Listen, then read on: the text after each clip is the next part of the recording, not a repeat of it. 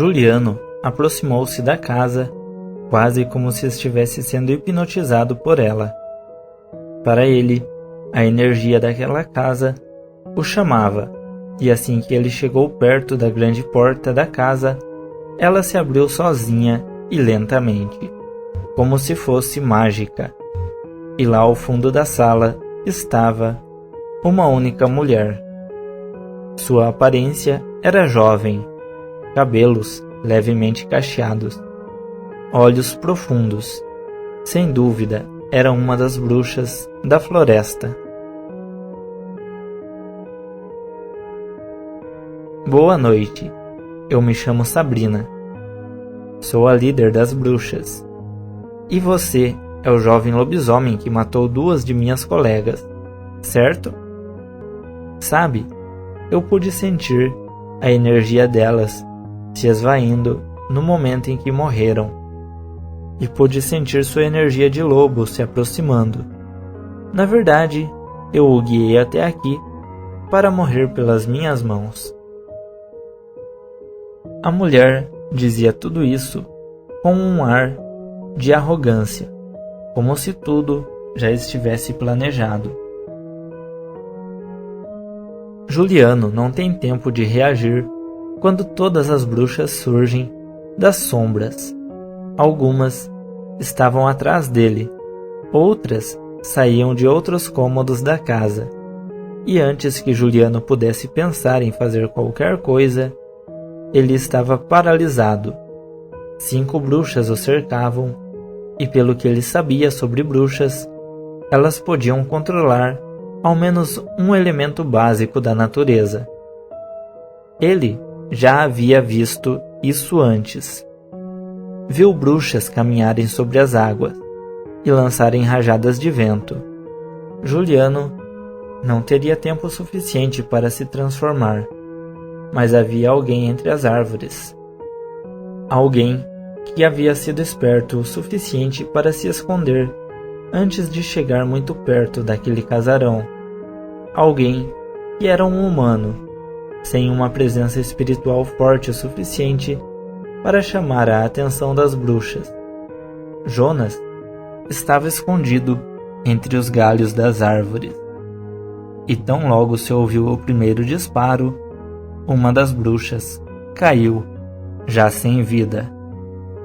Outro disparo se ouviu, e outra bruxa caiu.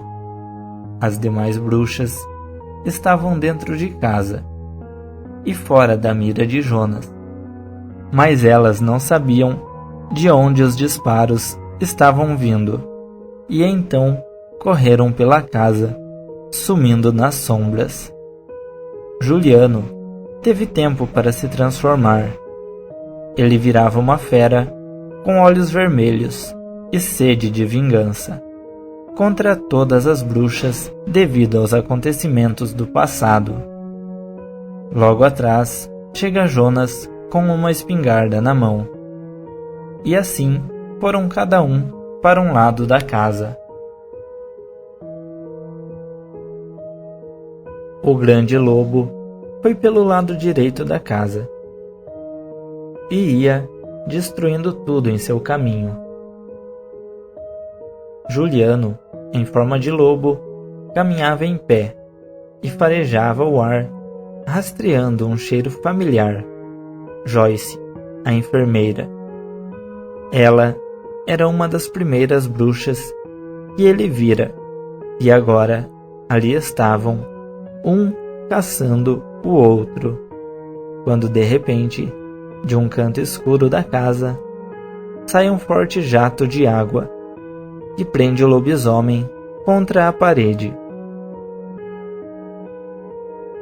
Eu posso aumentar a pressão da água até ser forte demais para um lobisomem suportar, ou começar a lançar adagas de gelo contra você. Vamos ver quanto tempo esse lobinho sobrevive. Sabe, a melhor parte é que eu pude colocar um feitiço na sua irmã anos atrás, quando você a levou para o posto de saúde aquele dia. Você se lembra? Pena que não consegui matá-la, igual fiz com seus amigos. Juliano perdeu o controle da fera para a entidade, conforme a raiva crescia em seu coração. E então, possuído totalmente pelo poder da entidade, a fera atingiu um novo nível de força e se lançou contra a bruxa, mesmo com a pressão da água em seu peito. E em questão de segundos, as garras do lobisomem cortaram o pescoço da bruxa com um único golpe. A fera parou para se alimentar de sua vítima. Enquanto isso, do outro lado da casa, uma bola de fogo explode em meio à sala. Jonas se esconde embaixo da mesa, no centro do cômodo. A lâmpada do local explode, e as luzes que se veem são os focos de incêndio naquela grande sala. No canto esquerdo, próximo à janela, está uma mulher com roupa de policial. Seu nome é Ana, a bruxa do fogo. Ela ri enquanto lança mais bolas de fogo explosiva de um lado ao outro. Jonas vira a mesa e a usa como escudo, enquanto corre desesperadamente em direção a Ana, e então a imprensa contra a parede. Ela se debate, mas não consegue se livrar da mesa que Jonas segura firme contra Ana. E então, no impulso, Ana gera uma bola de fogo em cada mão e explode as duas. A explosão joga Jonas para trás e incendeia a mesa, e também a parede atrás de Ana. Jonas observa e vê que a própria bruxa se queimou em seu próprio fogo. O ambiente estava fechado, o fogo e a fumaça estavam sufocantes. A espingarda de Jonas não se encontrava mais em suas mãos. E então ele pensa rápido. Ele corre rápido, e antes que Ana possa se recuperar, Jonas se joga. Em menos de um segundo, Jonas atravessa uma janela de vidro, fazendo ela se estilhaçar. Ele cai do lado de fora da casa, enquanto do lado de dentro, o aumento súbito de oxigênio faz as chamas arderem ainda mais, fazendo a bruxa queimar até a morte. A última bruxa era Sabrina, a líder. Ela absorvia o poder de cada bruxa que morria, mas ela não conseguiria manter tanto poder por muito tempo. Sabrina ainda estava em algum lugar dentro daquela casa, assim como Juliano. O fogo se alastrava pelo lado esquerdo, mas ainda não havia se espalhado para outros cômodos. Enquanto isso, Jonas se levantava do lado de fora e se pergunta que vozes eram aquelas que ele ouvia gritando por ajuda. Eram vozes de meninos e meninas, mas essas vozes tinham algo em comum. Eram vozes de crianças. Jonas rodeia a casa, até achar um quarto nos fundos do casarão. Havia uma janela de vidro escuro lá, e as crianças gritavam por ajuda. Jonas tentou abrir a janela, mas não conseguiu. Então ele a quebra, e uma por uma ele tira as crianças dali. Eram 3 crianças ao todo, e Jonas as leva até uns 100 metros à frente da casa e pede para que elas esperem ali. O caçador se volta para casa e vê que o fogo se espalhou, mas ainda não queimou todo o casarão. Jonas chega novamente à porta da frente e segue reto em direção aos barulhos de móveis sendo quebrados. Risada de bruxa e uivo de lobisomem também são ouvidos. Quando Jonas chega na maior de todas as salas, ele vê Sabrina mantendo o lobisomem afastado com rajadas de vento, e então a voz dela surge em sua mente. Você odeia lobisomens.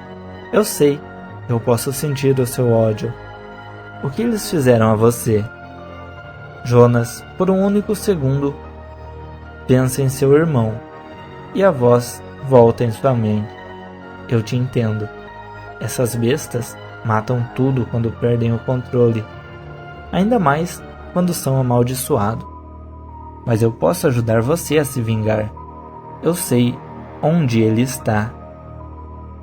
Enquanto a voz da bruxa ecoava em sua mente, Jonas havia se desintegrando.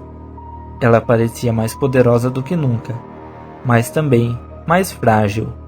Sua pele se quebrava e se desfigurava, enquanto o poder dela emanava de seu corpo.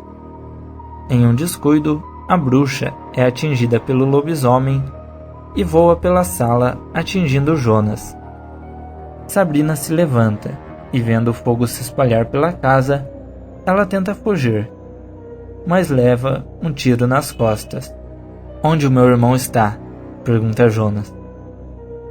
Ele deve estar em Alta Floresta. Espero que vocês dois se matem quando se encontrarem, diz Sabrina. Então, o lobisomem, totalmente controlado pela entidade, avança ferozmente e se joga contra Jonas, o arremessando para fora do casarão. Logo após, ele dá uma última mordida na bruxa, deixando-a quase morta, e sai pela porta da frente, enquanto o fogo consome a casa e termina de queimar a bruxa. Jonas fica em dúvida se o lobisomem tentou o atacar ou se ele queria tirar Jonas de dentro da casa que pegava fogo.